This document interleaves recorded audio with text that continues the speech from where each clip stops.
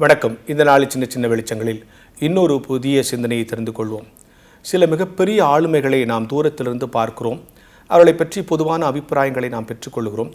அவர்களோடு பழகிற பொழுது, அவர்களிடத்தில் சிறப்புகளை அறிகிற பொழுது இன்னும் நமக்கு ஆச்சரியமாக இருக்கிறது. உங்களுக்கு தெரியும், நான் இறையியல் சார்ந்த பேச்சுகளை மட்டுமல்ல, பட்டிமன்றங்களிலும் சில நேரங்களில் பேசுவேன்.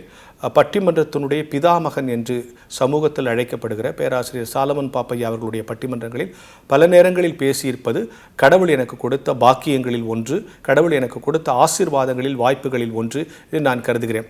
ஆரம்ப காலத்தில் பொதிகை டிவியில் ஐயாவுடைய பட்டிமன்றங்கள் வருகிற போது எங்கள் அப்பா, அவர் மதுரையை சேர்ந்தவர், அவரும் எங்கள் அப்பா அந்த பட்டிமன்றத்தை ரொம்ப ரசித்து பார்ப்பார்.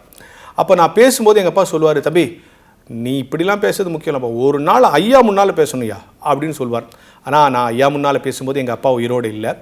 அப்படி நான் பேசி பழகிய ஐயாவுடைய ஆற்றல்களை பார்த்து நான் பயந்திருக்கிறேன்.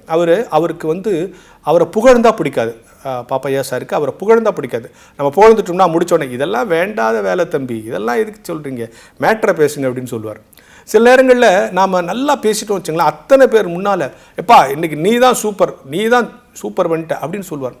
ஒருவேளை நம்ம சரியாக ஒரு கூட்டத்தில் நம்ம சரியாக பேசலை, அன்றைக்கி பாயிண்ட் சரியாக இல்லை, நம்ம ஏதோ ஒரு காரணத்தினால நம்ம சரியாக பேசலைன்னா முடிஞ்சோடனே அப்படியா பார்த்துக்கலாம், அடுத்த கூட்டத்தில் சரி பண்ணிக்கலாம் அப்படிங்கிற சொல்கிற ஆற்றலை பார்த்து நாங்கள் வேந்திருக்கிறோம். அவருடைய புகழுக்கு புதியவர்களை சேர்த்து கொண்டு நிகழ்ச்சி நடத்த வேண்டும் என்கிற அவசியமே இல்லை. ஆனால் எத்தனையோ பேரை அழைத்து அவர்களை தனக்கு சமமாக உட்கார வைத்த ஒரு மனிதர். நம்ம என்ன நினைக்கிறோம், அவர் பட்டிமன்றத்தில் பேசுவார், ஜோக் அடிப்பாருன்றது தான். அவருக்கு இன்னொரு முகம் இருக்குது.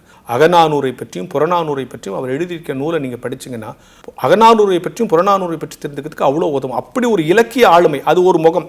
ஆனால் பொதுவாக அவர் பொதுவெளியில் அவர் பட்டிமன்றம் நடத்துகிறவர் என்பது தான் நான் எடுத்து கொண்டிருக்கிறோம். அந்த புத்தகங்களையெல்லாம் நாம் வாங்கி படிக்க வேண்டும். இப்படிப்பட்ட ஆளுமைகளை தந்த கடவுளுக்கு நாம் நன்றி செலுத்த வேண்டும். நான் எதற்காக இந்த பதிவை இடுகிறேன் என்று சொன்னால், சின்ன சின்ன வெளிச்சத்தில் இதை சொல்லுவதற்கு காரணம் என்று சொன்னால், சில உயர்ந்த மனிதர்கள் பரந்த மனத்தோடு பலருக்கு வாய்ப்பு கொடுக்கிற பொழுதுதான் என்னை போன்றவர்களும் திரைக்கு முன்னால் வர முடியும் என்கிற ஞான வெளிச்சத்தோடு இந்த நாளை தொடங்குவோம்.